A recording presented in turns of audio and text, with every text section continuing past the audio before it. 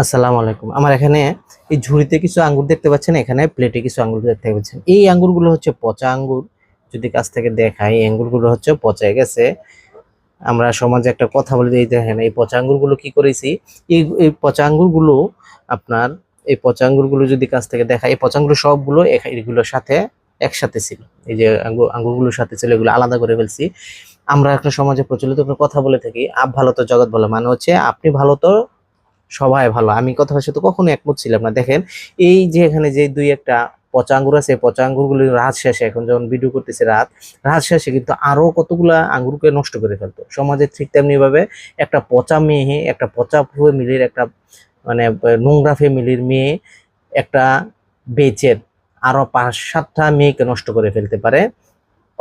কেমন ভাবে, এই যে দেখেন একটা পচা আঙ্গুরকে এখানে সব, এই যে আঙ্গুরগুলো আমার হাতে দেখতে পাচ্ছেন, এই সবগুলো আঙ্গুর মিলে এখান থেকে একটা পচা আঙ্গুরকে কিন্তু ভালো করার সক্ষমতা রাখে না, বা বাস্তবতাটা এরকম না, কখনোই ভালো করতে পারবেন।